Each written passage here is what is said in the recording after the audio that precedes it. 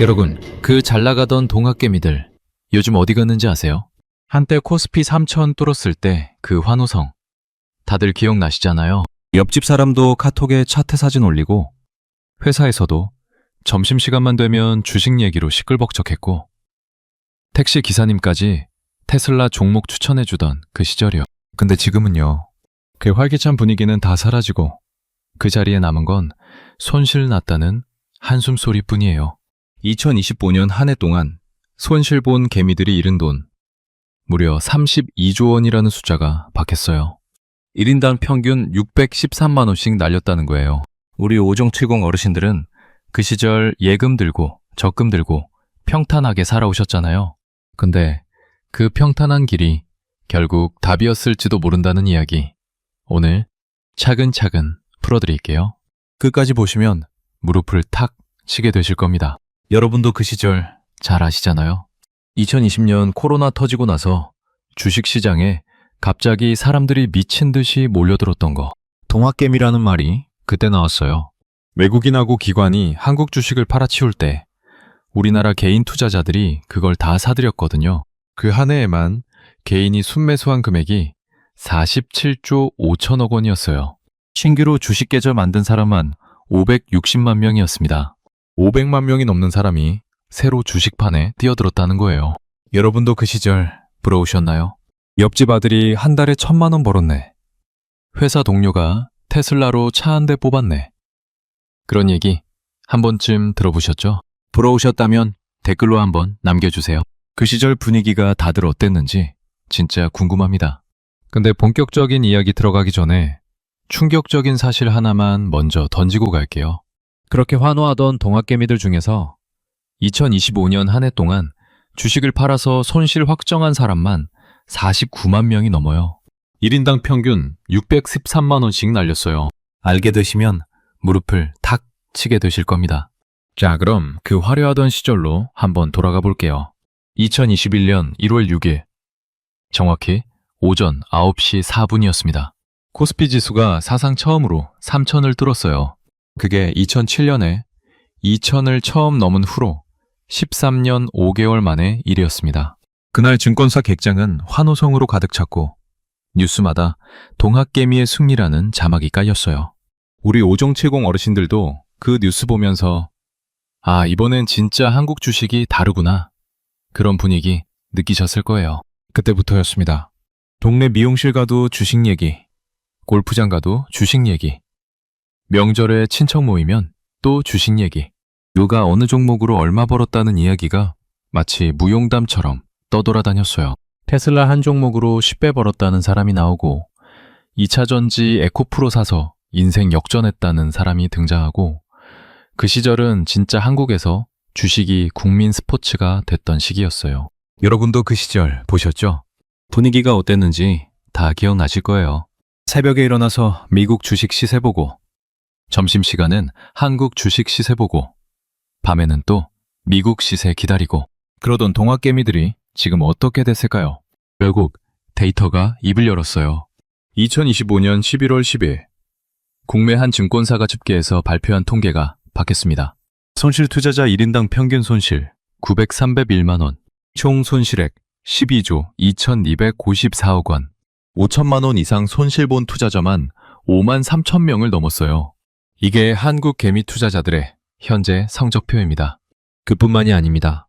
2025년 1월 1일부터 10월 30일까지 주식을 매도해서 손실을 확정한 개인 투자자가 49만 860명이었어요. 이 사람들이 날린 돈만 32조 111억 원입니다. 1인당 평균 613만 원이에요. 금융감독원에 보고된 통계로는 불법 투자 리딩방 사기 피해만 최근 2년 동안 1조 3천억 원에 달했습니다. 신고하지 못한 피해까지 합치면 이 숫자는 훨씬 더 커지는 거예요. 2025년 11월에는 캄보디아에 거점을 둔 리딩방 사기단이 적발됐는데 한 사건에서만 200억 원의 피해가 발생했습니다. 한국일보에 그대로 보도된 사실입니다. 시장이 입을 열었고 정부가 입을 열었고 결국 통계가 입을 열었어요. 그 화려하던 동학개미의 성적표는 이제 누구도 부인할 수 없게 박혔습니다. 여러분, 이게 진짜 충격적인 거 아니겠어요? 그렇게 환호성 지르던 시절이 끝나고 남은 건 1인당 1,000만 원에 가까운 손실 영수증이었던 거예요. 근데 여러분, 솔직히 이건 빙삼의 일각이에요. 진짜 추락 이유는 따로 있습니다. 단순히 운이 나빠서, 시장이 안 좋아서 그렇게 끝날 이야기가 아니에요. 외정적인 3가지 이유가 있습니다. 첫째는 시장 사이클이라는 자연 법칙이 결국 작동했다는 거. 둘째는 그 사이에 비투와 리딩방으로 소비 패턴 자체가 완전히 무너졌다는 거. 셋째는 가장 비참한 추락 디테일. 자식한테 손 벌리고 전 재산 날린 사람들의 현장 이야기입니다. 첫 번째부터 들으시면 무릎 치실 겁니다. 첫째 이유. 시장 사이클이라는 자연 법칙이 결국 작동했다는 거예요. 차근차근 설명드릴게요. 주식시장은 늘 사이클이 있습니다. 올라가면 내려오고, 내려가면 다시 올라가고. 근데 동학개미가 진입한 2020년 그 시점은 사이클로 보면 어디였을까요? 코로나로 전 세계가 본을 풀던 시기였어요. 미국 연방준비제도는 금리를 제로로 내렸고, 한국은행도 사상 최저금리를 박았고, 그 풀린 돈이 갈 곳이 없으니까 자산시장으로 흘러간 거였어요. 한국거래소 데이터로 보면 2020년 한 해 코스피는 30% 넘게 올랐습니다. 그 시절에 들어간 사람들은 거의 다 수익이 났어요. 근데 여기서 무서운 일이 시작됐어요. 사람들이 그 30% 수익이 자기 실력인 줄 알기 시작한 겁니다. 쉽게 말씀드리면 밀물 들어왔을 때 누구나 배가 떠오르는 건데 그걸 자기가 배를 띄운 줄 안 거예요. 그러다 금리가 올랐습니다. 2022년부터 미국이 금리를 사정없이 올렸어요. 한국도 따라서 올렸습니다. 풀렸던 돈이 다시 빠지기 시작한 거예요. 그러자 시장이 어떻게 됐겠어요? 2022년 코스피는 25% 가까이 떨어졌습니다. 2023년에 좀 회복하는가 싶더니 그 다음엔 종목 양극화가 시작됐어요. 일부 대형주만 오르고 나머지는 그대로였습니다. 한 동학개미 출신 투자자가 매일경제 인터뷰에서 그대로 말했어요. 내 계좌가 3년째 마이너스인데 코스피는 3천을 또 뚫었다는 게 말이 되냐고요. 이게 그 사람 입에서 나온 말이에요. 2025년 들어서 코스피는 다시 3천을 뚫고 6월에 잠깐 환호했죠. 근데 그게 그동안 손실 본 사람들에게 위로가 됐을까요? 아니에요. 그 사이에 종목이 갈렸기 때문에 코스피 지수가 올라도 자기 종목은 그대로인 사람이 수두룩했어요. 이게 정상입니까? 이게 시장이 보내는 신호 아니겠어요? 한국 주식시장의 특수성도 있어요. 미국처럼 우상향하는 시장이 아니라 박스권에 갇혀서 위아래로 출렁이는 시장이거든요. 그 안에서 진짜 돈을 버는 건 늘 정보를 먼저 아는 기관과 외국인이었습니다. 정보 비대칭이 너무 큰 시장이에요. 글로벌 동조화도 무섭게 작동했어요. 미국 금리가 올라가니까 한국 시장에서 외국인이 돈을 빼갔고, 외국인이 빼가니까 코스피가 떨어졌고, 그러면 또 개미들이 물려서 손실이 났어요. 우리 위에서 아래로 흐르듯 글로벌 자본이 미국에서 한국으로 들어왔다가 다시 미국으로 빠져나가는 거였어요. 그건 누가 막을 수 있는 게 아니에요. 우리는 이런 거품 안 탔으니까 다행이에요.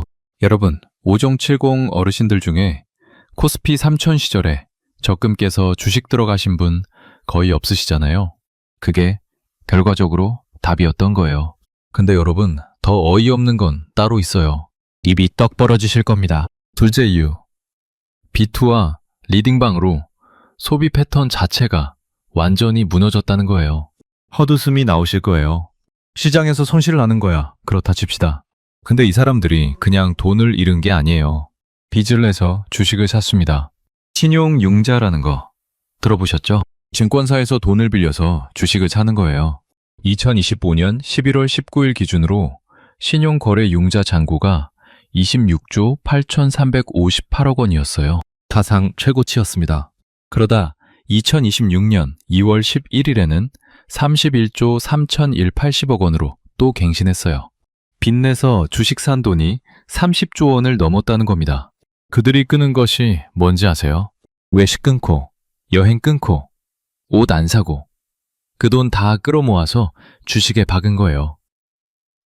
평범한 오종트싱 어르신들이 매일 자장면 한 그릇 드시면서 검소하게 사신 그 모습하고는 정반대였어요.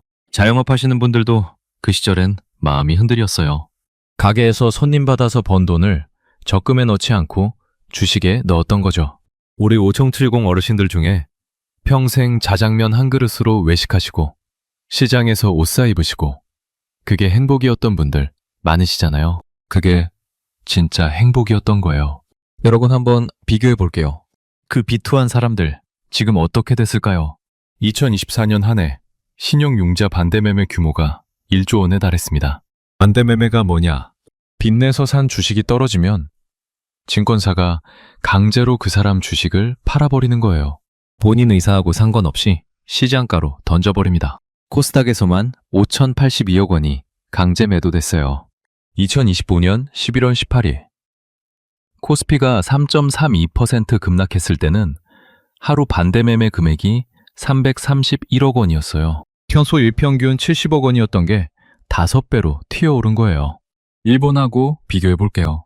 일본도 1980년대 말 비슷한 일이 있었어요. 그 시절 일본 개인 투자자들도 빚내서 주식 사고 부동산 샀어요. 그 결과가 어떻게 됐는지 다들 아시잖아요. 잃어버린 30년이라는 말이 그래서 나온 거예요. 니케이 지수가 1989년 고점을 회복하는데 34년이 걸렸습니다. 그 시절 빚내서 들어갔던 일본 개미들은 그 회복을 보지 못하고 대부분 돌아가셨어요. 우리나라도 똑같은 길을 가고 있어요. 거대한 비교를 또 하나 해볼게요. 1년 전 매출하고 지금 매출을 보면 증권사 객장에서 거래되는 개인 비중이 점점 줄어들고 있습니다. 활기 자체가 사라진 거예요. 여러분, 그 시절 그빌이 자랑했던 거 기억나시죠? 카톡 단톡방에 수익률 인증 사진 올리고 골프장에서 종목 추천해주고 가족 모임에서 누가 얼마 벌었네 자랑하던 그 시절이요. 지금 그 단톡방들이 어떻게 됐는지 아세요? 거의 다 폭파됐어요. 손실 난 사람들이 부끄러워서 단톡방을 나가버린 거예요. 이게 시장의 응답이에요. 우리는 이걸 그저 지켜보면 돼요. 평탄하게 살아온 그 길이 결국 답이었다는 걸 확인하시면 돼요. 근데 진짜 어이없는 추락 장면은 따로 있어요. 7단 진입 직전이니까 가장 강력하게 말씀드릴게요. 100% 무릎 치실 겁니다. 셋째 이유, 가장 비참한 추락 디테일입니다. 그 잘 나가던 동학개미들 중에 가장 끔찍하게 무너진 사람들이 있어요. 리딩방에 속아서 전 재산을 날린 사람들 이야기예요.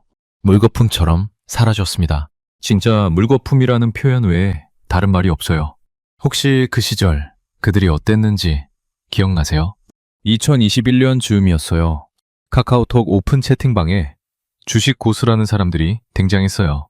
자기들이 매일 종목 추천해주는데 수익률이 100%, 2000%, 어떤 사람은 1000%였다는 인증사진을 올렸어요. 한 달에 회비 30만 원만 내면 그 종목을 알려준다고 했습니다. 사람들이 줄을 섰어요. 그 시절 리딩방 회원 한 명한테 한 달에 30만 원, 1년에 360만 원씩 받으면서 그런 방이 수백 개, 수천 개가 생겼습니다. 어떤 방은 회원이 1만 명을 넘었어요. 한 달 매출이 30억이라는 거예요. 정상적인 사람이라면 이걸 보고 의심부터 했어야 합니다. 진짜 그렇게 잘 맞춘다면 자기가 투자해서 부자가 되지 왜 회비 받고 알려주냐고요? 근데 그 시절은 그런 합리적 의심이 다 무너진 시기였어요. 동학개미 분위기 속에서 다들 빨리 부자가 되고 싶었거든요. 리딩방에 가입한 사람들의 일상은 이랬어요. 월요일 아침 오픈 채팅방에서 오늘의 종목 공지, 화요일 그 종목 매수, 수요일 또 다른 종목 공지, 목요일 매수, 금요일 익절 인증사진 공유. 매일이 잔치집이었어요. 근데 어느 순간부터 이상해지기 시작했어요. 추천받은 종목이 갑자기 폭락하는 일이 잦아진 거예요. 알고 보니 리딩방 운영자들이 작전주를 추천해서 회원들에게 사게 만들고 자기들은 위에서 팔고 빠졌던 겁니다. 시세 조종이었어요. 그 결과가 박혔어요. 카드 정지된 사람, 외제차 반납한 사람, 신용 불량자가 된 사람, 결국 자식한테 손 벌리는 그 동학개미요. 마지막으로 자식한테 전화해서 빚 좀 갚아달라고 부탁하는 그 장면. 그게 가장 비참한 풍경이에요. 일본 사례 한번 보고 갈게요. 일본도 1980년대 말에 똑같은 일이 있었습니다. 그 시절 일본에는 니쇼 이와이라는 증권사 영업사원들이 동네 가정주부들을 찾아다니면서 주식을 사라고 권유했어요. 한 가정주부는 평생 모은 노후 자금 5천만 엔을 다 주식에 넣었습니다. 그게 1989년 말이었어요. 그 다음 해부터 니케이가 무너지기 시작했습니다. 5천만 엔이 5년 만에 1천만 엔이 됐어요. 그 가정주부는 결국 어떻게 됐을까요? 자식한테 손 벌리지도 못하고 혼자 짊어지고 살아가셨다고 합니다. 왜 무너졌느냐? 일본 경제가 거품이었기 때문이에요. 부동산하고 주식이 동시에 거품이 꺼지면서 일본 서민 전체가 가난해진 겁니다. 한국도 똑같이 가고 있다는 거예요. 부동산하고 주식하고 비투하고 리딩방 사기까지 모든 게 그 시절 일본하고 흡사해요. 사예요. 추가로 박힌 추락 디테일을 또 보여드릴게요. 2024년 2차 전지 종목들이 어떻게 됐는지 아세요? 에코프로비엠 한 해 동안 마이너스 61.84%였습니다. 포스코 퓨처엠 마이너스 60.42%였어요. 에코프로 마이너스 55.56%였습니다. LG화학 마이너스 49.9%였어요. 삼성 SDI 마이너스 47.5%였고요. 머니투데이가 그대로 보도한 숫자입니다. 이게 1년 동안 벌어진 일이에요. 2차 전지가 미래라고 외쳐대던 그 시절 들어간 사람들은 1년 만에 자기 자산의 절반 이상을 잃었어요. 병치폭로법으로 한번 정리해드릴게요. 예전엔 그들이 카카오톡 단톡방에서 수익률 인증하던 사람들이었어요. 지금은 그 단톡방을 폭파하고 사라진 사람들입니다. 예전엔 외제차 끌고 골프장 다녔어요. 지금은 그 외제차 반납하고 자식 집에 얹혀 사는 사람들입니다. 예전엔 테슬라 10배 갈 거라고 외쳐대던 사람들이었어요. 지금은 테슬라 차트 보면서 가슴 쓸어내리는 사람들입니다. 그 사이가 3년이에요. 단 3년 만에 일어난 일입니다. 여러분 그 시절 부러워하지 않으셨던 게 정답이었어요. 고공캘심 어르신들 중에 적금 깨서 주식한 분 거의 없으시잖아요. 그 평탄한 선택이 결국 답이었던 거예요. 이게 단순한 추락이 아니에요. 한국 주식시장에서 한 시대가 끝나는 풍경이에요. 동학개미라는 단어 자체가 이제 더 이상 누구도 입에 올리지 않는 단어가 됐어요. 그 시대의 종말이에요. 자, 그럼 이제 시간이 어떻게 그들을 평등하게 만들었는지 그 시간의 응징 현장으로 가보겠습니다. 결국 시간이 다 해결했어요. 평소엔 안 보이던 그 손이 결국 작동한 거예요. 시장이라는 영웅, 시간이라는 영웅이 자기 일을 한 겁니다. 누가 시킨 것도 아니고 정부가 개입한 것도 아니에요. 그냥 시간이 흐르니까 자연스럽게 일어난 일이에요. 첫 번째 칼날은 자산 응징이었어요. 이게 가장 직접적이었습니다. 2025년 한 해 동안 손실본 개미들이 1인당 평균 931만 원을 날렸어요. 어떤 사람은 5천만 원 이상 잃었고 어떤 사람은 1억 이상 잃었어요. 이게 통계로 잡힌 숫자입니다. 1,000만 원이라는 돈, 5,070 어르신들이 평생 살면서 얼마나 큰 돈인지 아시잖아요. 그게 그냥 사라졌어요. 통장에서 증발했습니다. 화면에 숫자로만 남았어요. 5천만 원 이상 손실본 투자자가 5만 3천 명을 넘었습니다. 5만 3천 가구의 노후 자금이 한꺼번에 무너진 거예요. 자산이 평등해졌어요. 그렇게 잘난 척하던 사람들이 이제 평범한 월급쟁이하고 자산이 비슷해졌습니다. 시간이 한 일이에요. 두 번째 칼날은 체면 응진이었어요. 자산보다 더 아픈 게 바로 이거예요. 그 시절 카카오톡 단톡방에서 수익률 인증하던 사람들, 회사에서 종목 추천해주던 사람들, 가족 모임에서 자랑하던 사람들, 다들 어떻게 됐을까요? 입을 다물었어요. 더 이상 주식 얘기를 안 합니다. 그 단톡방들은 폭파됐고 회사에서 누가 주식 얘기 꺼내면 다들 손사래를 칩니다. 가족 모임에서는 이제 주식 얘기 금지입니다. 그 사람들의 사회적 지위, 그 시절 자기가 시대를 앞서가는 사람이라는 자부심, 그게 다 무너졌어요. 골프 회원권 반납한 사람도 있고 외제차 팔고 국산차로 바꾼 사람도 있고 SNS 계정 자체를 닫아버린 사람도 있어요. 체면이라는 게 그렇게 다 사라진 거예요. 세 번째 칼날, 이게 결정타였습니다. 관계 응진이었어요. 자산 잃고 체면 잃은 건 그래도 본인이 감당해요. 근데 빚졌던 사람들은 인간관계까지 망가졌어요. 친구한테 돈 빌렸던 사람은 친구를 잃었습니다. 가족한테 빌렸던 사람은 가족과 사이가 틀어졌어요. 리딩방에 빠져서 전 재산을 날린 사람은 부부 사이가 무너져서 이혼한 경우도 많아요. 자식한테 손 벌렸던 부모는 자식한테 평생의 죄책감을 진 채로 살아가야 합니다. 이게 가장 무서운 칼날이에요. 자산은 다시 모으면 돼요. 최면은 시간 지나면 회복돼요. 근데 관계는 한번 망가지면 회복이 안 됩니다. 세 개의 칼날이 동시에 그들을 베었어요. 와르르 무너졌습니다. 한때 동지였던 사람들이 서로를 외면하고 자기가 가입했던 리딩방을 부정하고 자기가 추천했던 종목을 부정하고 결국 자기 자신을 부정하는 단계까지 갔어요. 진퇴양난이었습니다. 한 번도 무너질 거라 생각 안 했던 그 화려함이 시간 앞에서는 평등했어요. 결국 시간이 다 했어요. 평등하게 만들었습니다. 근데 여러분, 여기서 진짜 중요한 게 있어요. 우리 5070 어르신들 이야기예요. 여러분은 그 시절 어디 계셨나요? 동학개미가 환호하던 그 시절, 여러분은 어디 계셨어요? 시장이나 마트에서 장보고 계셨고, 손주들 학원비 챙기고 계셨고, 매일 새벽 일찍 일어나서 산책하시고, 저녁엔 일찍 잠드시고, 그렇게 평탄하게 살고 계셨어요. 평생 검소하게 사셨잖아요. 외식 한 번 할 때도 메뉴 가격 보면서 고민하셨고, 옷 하나 살 때도 세일을 기다리셨고, 손주들 용돈 한 번 챙길 때도 통장 잔고 확인하셨어요. 그게 우리 5070의 일상이었어요.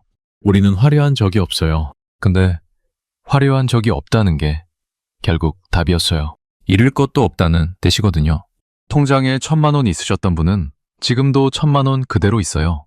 5천만 원 있으셨던 분은 지금도 5천만 원 그대로예요.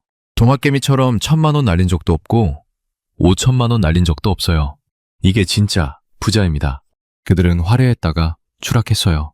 우리는 평탄하게 끝까지 갑니다. 그 차이가 결국 결과를 만들었어요. 일본 사례 한 번 더 보고 갈게요. 일본도 1990년대 버블 무너진 이후에 결국 어떤 사람들이 살아남았는지 아세요? 검소하게 살던 평범한 일본 5070들이었습니다.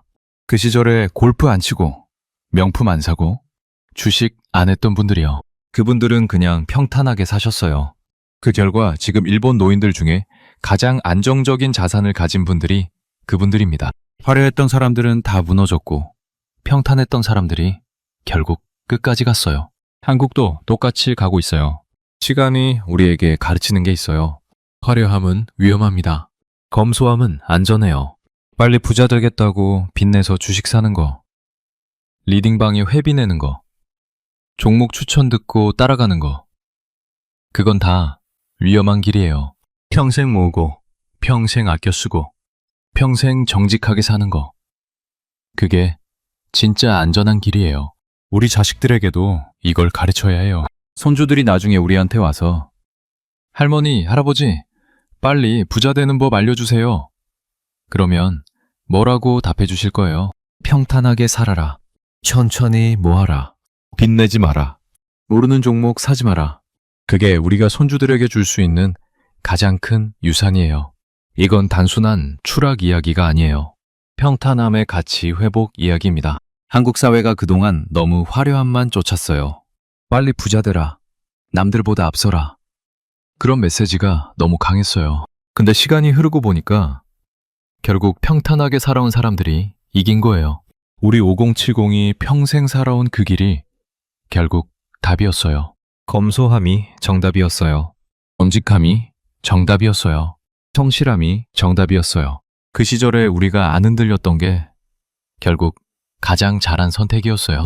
자, 여기까지 들으신 여러분, 처음에 제가 던졌던 질문 기억나시죠?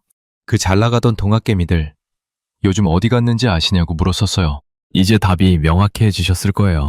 32조 원을 잃고 단톡방을 폭파하고 자식한테 손 벌리고 그렇게 사라졌습니다. 시간이 그들을 평등하게 만들었어요. 3가지로 정리해 드릴게요.